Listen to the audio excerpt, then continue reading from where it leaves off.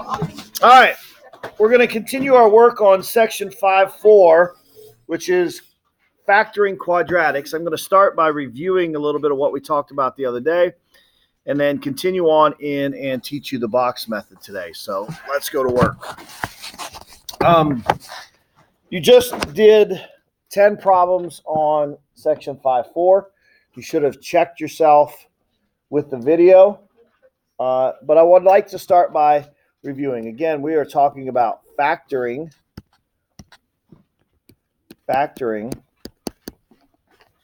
quadratics. First of all, before we get back into this factoring quadratics, what are quadratics? Start with some easy questions today. What are quadratics?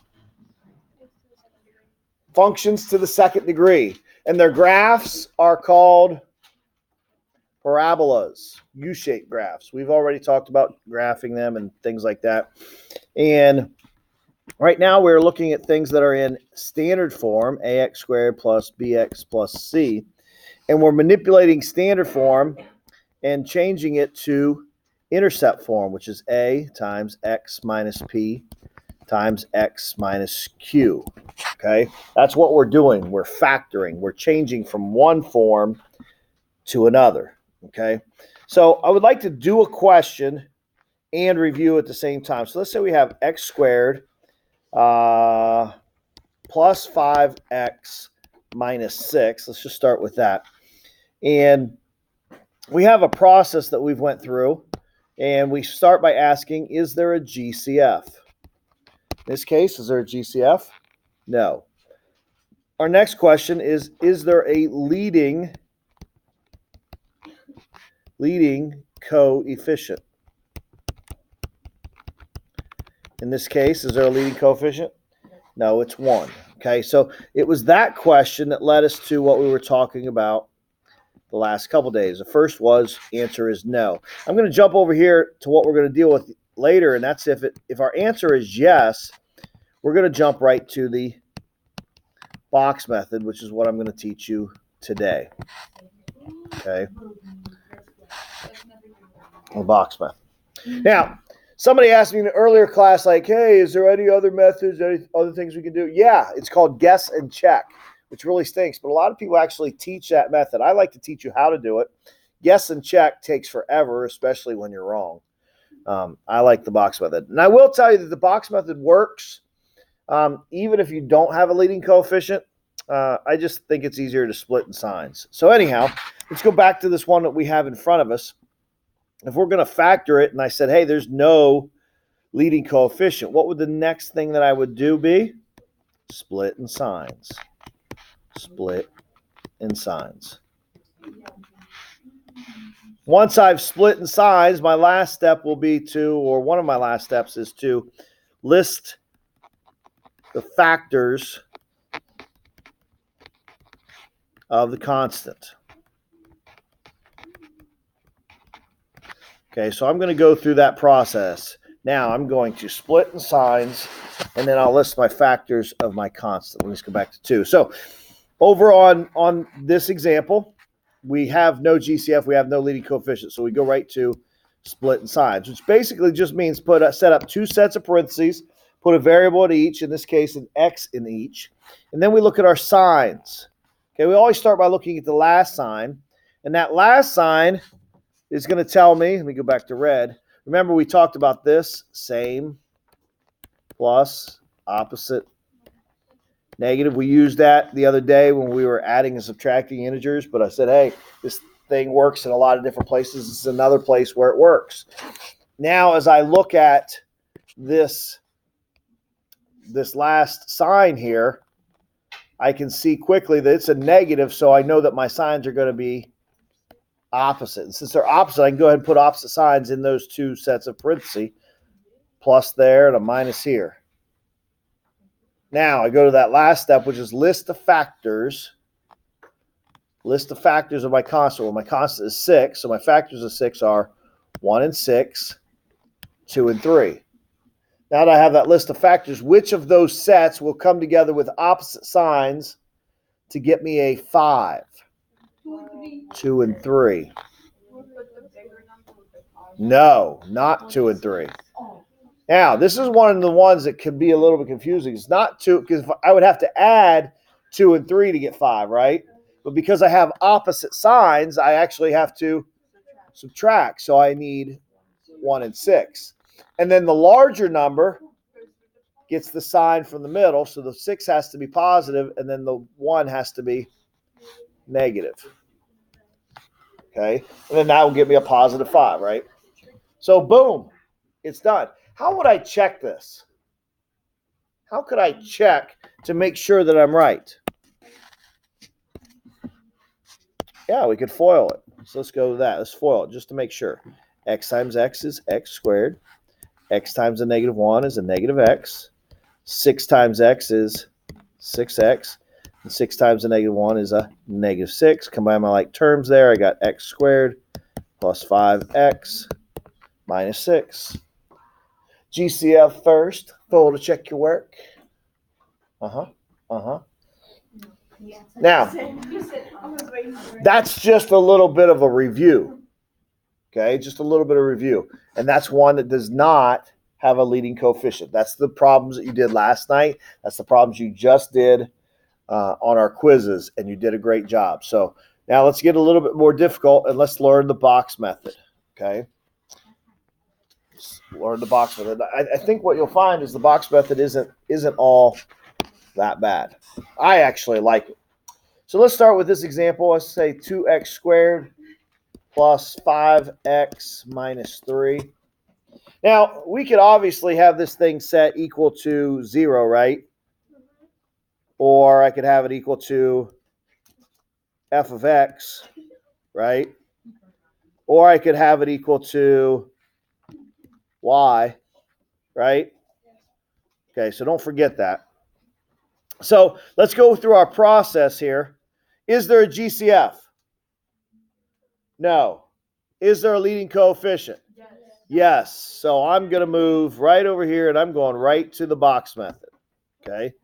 The box method. What's the box method? Box method is where we draw a box. Okay? Looks like a Punnett square in your biology or science class. So now I take my first term and I put it in my upper left-hand corner box, 2x squared. And then I take my last term and I put it in my lower right corner. So that's a negative 3. So far, so good? Now I take those two numbers. I don't care about the x. I just take the two numbers or the coefficient and I multiply. 2 times a negative 3 gets me a negative 6. Okay? I put that over to the right. I put another box around it. And now I'm going to list the factors of 6. I got 1 and 6, 2 and 3. Which of those come together with opposite signs? Why opposite? Because this is a negative, right? It's a negative. So with opposite signs to get me a 5. It's like deja vu. 1 and 6. The larger number gets the sign from the middle, so the 6 would be positive and the 1 would be negative. We okay with what I've done so far? Now I take those two numbers and I'm going to put them in my other two boxes. So I'm going to have a 6 and a negative 1. And I'm going to put an x with each of those. Always. I'm going to put the variable in with those two that I put in. Is that cool? That was the hardest part of this. Well, that was easy. Yeah, we need one of those easy staple buttons, right? All right, so now all I have to do is I have to find the GCF between those two values. The greatest common factor. What's the greatest number that goes into 2 and 6? 2, and there's an x in both of them, right? So I can pull out an x as well. Then I do the same thing down here. What is the largest number that goes into 1 and 3? 1. Now there's no x over here in this second box, so I can't pull out an x, correct? Also, I want you to know this. Because that negative sign is right there, it also has to be out here. Like, I don't have to worry about, am I pulling out a positive or a negative? If it's in the box, it goes outside. If it's not in the box, it doesn't go outside. It's that simple. Okay? Now, go ahead. Well, like in the 2x one, there's the x put in. Nope, only talking about the sign there. Okay, only talking about the sign. So now I do the same thing going up and down. What is my GCF between 2x squared and 1? Well, between 2 and 1, that's just 1. But there's an x in both boxes, right? So I can pull out an x. I don't really need to write down that 1 then, do I? We know it's there. And then I do the same thing in the second box. What's the largest number, greatest common factor between 6 and 3? 3. There's no x in the second box, so I can't pull out an x. Everybody good with how I just found my GCF in those boxes? Watch this. Here's the cool part. 2x minus 1 times x plus 3. Yes. So, when we found the greatest common factor on the bottom and pulled out a negative, why don't you do that whenever you find it on the top? Because this, whatever this sign is, it's positive. That's what I pull out. It's whatever it touches. So this number will always be the same as sign as that box. This will be the same as that box. This will be the same as the sign of that box. This will be the same as the sign of that box. Always. That's a great question. Okay. This over here is the factored form. How do I check it? Well, I multiply it out. Let's do that just for fun. Don't have to do this every time, but let's do it here for fun. 2x squared plus 6x minus x minus 3. Combine my two like terms there. 2x squared plus 5x minus 3. Hey, hey, hey. It's exactly what I had up there.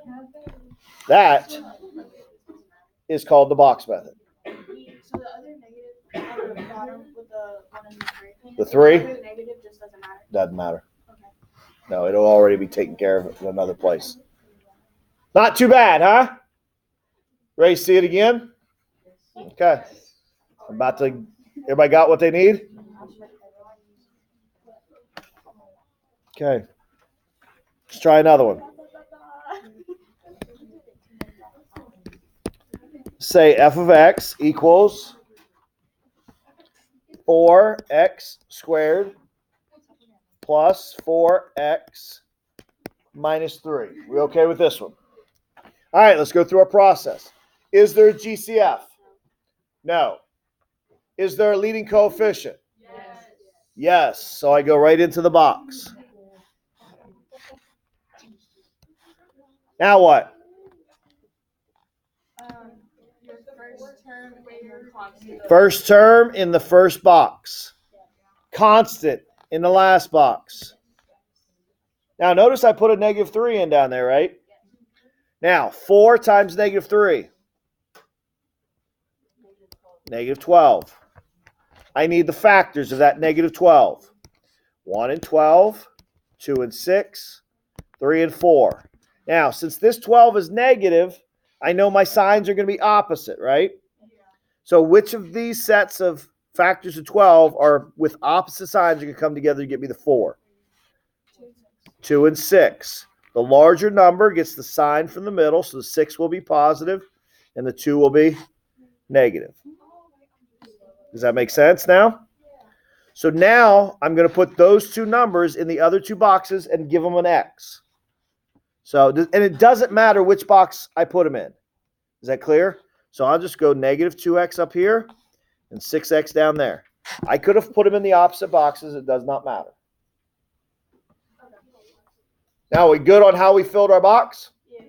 Now that the box is full, just got to find the GCFs. Greatest common factor. Greatest common factor across on the top would be 2x. Greatest common factor on the bottom would be 3. Going up and down. On the left, greatest common factor would be 2x. On the right, before I even do the one on the right, what do I know? I know my whatever I pull out is going to be negative up there. Does everybody see that? Again, that was a question earlier. That's great. Okay, that negative sign just goes with it. Cool? All right, so now what can I pull out there? Nothing in between 2 and 3. There's no common factor, so it's a 1, because 1's always a common factor, right? So there it is. Just put parentheses around them. 2x plus 3, 2x, minus 1. Cool? You want me to check this one just one more time? Foil it to check it? I'm going to go ahead and foil to check it. Let's go 2x times 2x is 4x squared. 2x times a negative 1 is a negative 2x. 3 times 2x is 6x. 3 times a negative 1 is a negative 3. Combine my two like terms there. I got 4x squared plus 4x minus 3. Hey, hey, hey.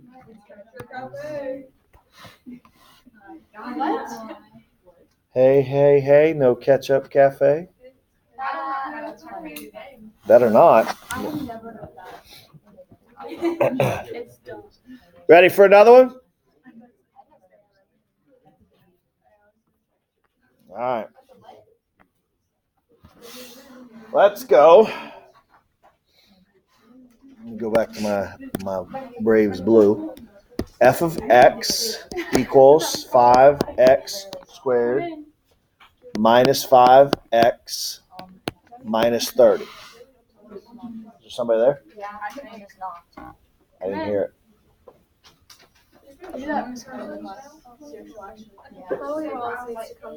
Chloe Wells. It's like stereo. Go to the office. All right. Let's start her off. Is there a GCF? Yes. There is a GCF. 5. 5 can go into all of these. So I pull out a 5. 5 times x squared gets me 5x squared, right? 5 times a negative 1, right? So negative x. And then 5 times negative 6. Oh. Now, check this out. After I pulled out that 5, if we just look at what's on the inside, I still have to factor that. Stay with me, please. I still have to factor that. But I'm going to show you how the box method works, and it doesn't matter.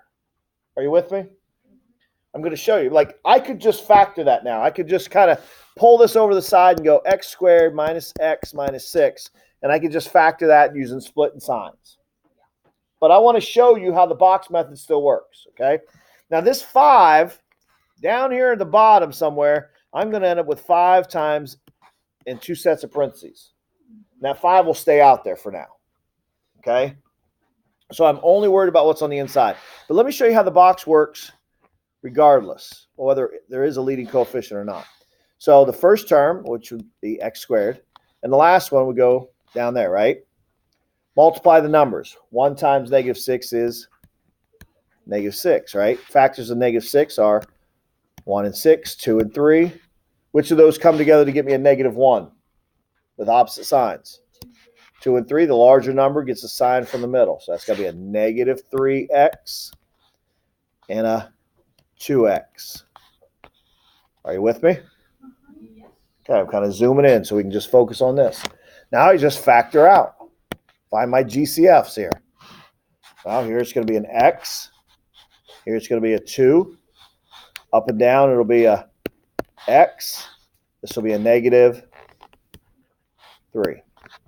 So, x plus 2, x minus 3. Yeah? X plus 2, x minus 3. This is the factored form of that. Notice the box still worked. Doesn't make a difference. The box will work whether there's a leading coefficient or not. Okay, now I want to kind of do this over here the same way. You know, we normally say, hey, there's no leading coefficient, so we just go right to split and signs, right? Split and signs. Put an x in each. Signs are opposite, so a plus and a minus. Factors of 6 are 1 and 6, 2 and 3. Which of those come together to get me a negative 1? Larger number gets a sign from the middle. It's the exact same thing. Yes? It's the exact same thing. Yes. Now, I don't have to do the box because there's no leading coefficient. The leading coefficient is 1 after I pulled out that 5, right? So, and splitting signs can be, it's the same process. I hope that you just saw that as I went through that. It's the exact same process, but the box just gives us a little bit of organization and helps us find it. It's actually, the box is technically also known as factored by grouping, but you don't need to know that. All right, let's do another one. We're having fun, aren't we? No. Yeah. Yeah. But I said points for a second, and I feel like I'm All right, let's try this one. Let's say f of x equals 7x squared minus 28.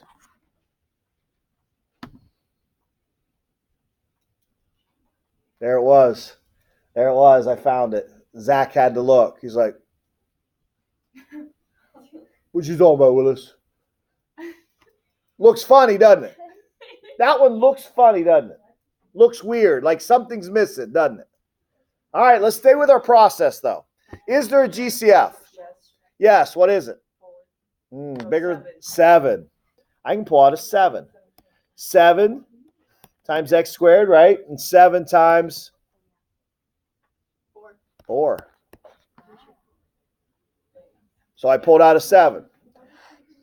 Now, look at this. I want to pull this part out over here and just look at it. X squared minus 4. Let's just zoom in and look at that one for a second. Anybody? Any bells going off? Ding, ding, ding, ding, ding, ding, ding. Anybody?